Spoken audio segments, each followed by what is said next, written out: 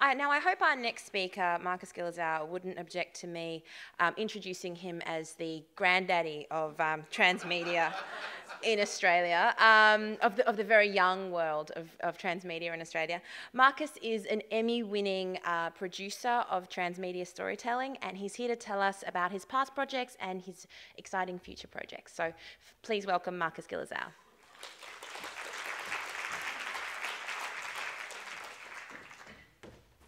Cool, thanks. Hi everyone, I'm Marcus Gillezeau. Look, I guess the first thing I've got to say is it's really exciting to see all of these projects being talked about, because I was actually involved with one of those courses that we did, which was the Project Incubator at Metro Screen, and so it's fantastic to see some of those projects coming out, so much so that in fact I ended up being the producer of Gillezeau's project that we just saw up on the screen. I'm going to talk quickly about who I am, my background, and then that'll help provide a context for why I got into transmedia storytelling. But in fact, I'm also just going to backtrack a bit and just say, I actually call myself an all-media producer, and I think this is one of the interesting things here, is that transmedia is, I guess for me, a term that describes a mode of storytelling. As a producer, I produce across all media, and you'll see that with some of the slides coming up. Firelight Productions, my wife Eleanor Cox and I started 16 years ago. We call ourselves filmmakers, which is kind of funny in the context of this. It's just the two of us. We've made about, I don't know, 30 shows that we've financed internationally that have been predominantly for television. But then, 10 years ago or 11 years ago, we found ourselves commissioned to make a 1-hour documentary. Yes, the thing that we talked about before that are really boring to watch. We got commissioned to make a 1-hour documentary that was about the first contact with Australia by a Dutch ship in 1606 called the Duiven. It's actually down in Darling Harbour at the moment. And I straight away thought, wow, 3 months on a ship, man, I cannot make a film that's just going to be 3 months on a ship. There's going to be so much more story to tell. And so we came up with this idea in 1999 of doing a 30 by 1 minute web series that we shot, cut and delivered from the ship out at sea on a little laptop and the first sort of small broadcast cameras. I did my master's about that for UTS. I then got commissioned to write a book called Hands On, A Guide to Production and Technology in Film, TV and New Media. And all of that kind of then led to me really getting into this idea that just making a film that gets broadcast once that 1 million people see or 500,000 people see is kind of cool, but also a bit disappointing when you put often a couple of years of your life into it.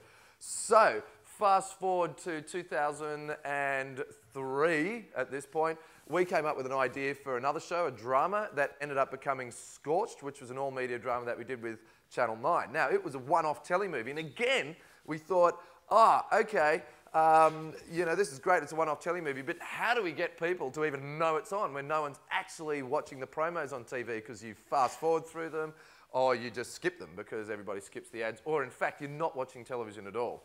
So we came up with this idea of wrapping a whole production around Scorched that was online across all platforms, mobile, and then within that, you know, Facebook and YouTube was just getting going. So that was kind of exciting. And it was kind of cool to end up winning the International Digital Emmy Award for it. Right now, we're making a show called Storm Surfers.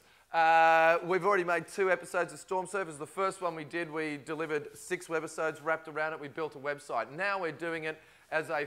And this is interesting again, because we straight away went, I want to make a feature film for Storm Surfers. It's about 2 guys, Ross Clark-Jones and Tom Carroll, who are 2 legendary surfers, chasing giant waves, and I'll show you a clip in a moment so you'll get the whole story. But look, this just gives you an idea of what we're making right now, and we're going to be delivering this across the next 2 years.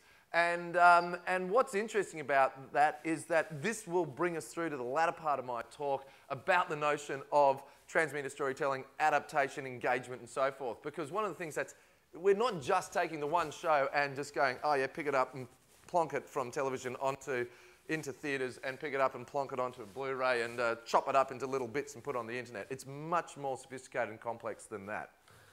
I'll play the clip. Here we go. And I might talk over the top of it actually. Here we go! Crank up the volume a bit.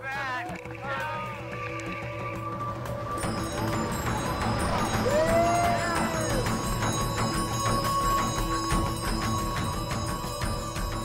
the unknown out there. We don't know what we're going for. I mean, it could cost us our lives. All these stats are out of date. Just double everything. If you knew there was a diabolical storm coming, would you run or race out to face it? Then try to ride it.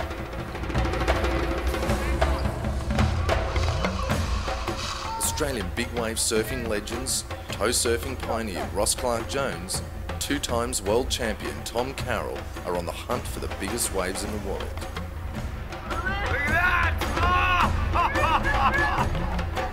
If they have any hope of riding these waves, they first have to track it with surf meteorologist Ben Matson. Their expeditions test the limits of scientific knowledge and human endurance.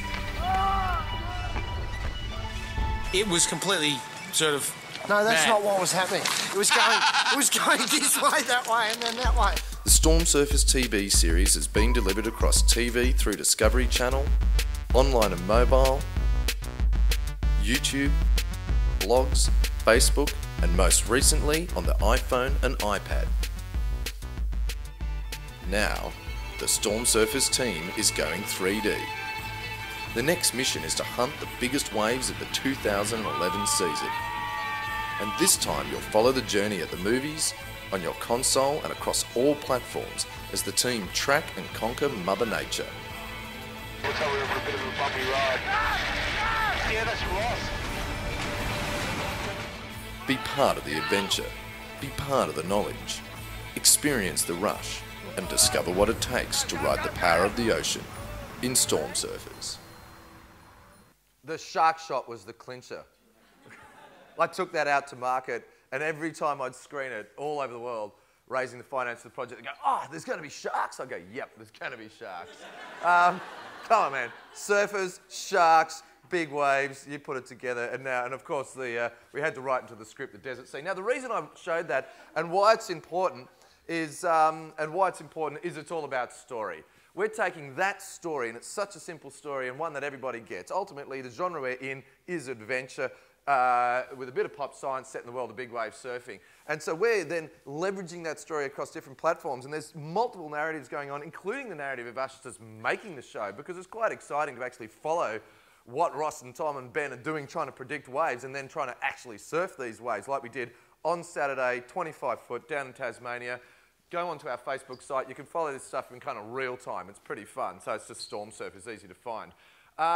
We're now working on creating an augmented reality app. That's going to be super cool because you'll be able to, through this augmented reality app, like point your, if you don't know what they are, you can point your phone or your tablet or anything with a camera, basically. That's a mobile device.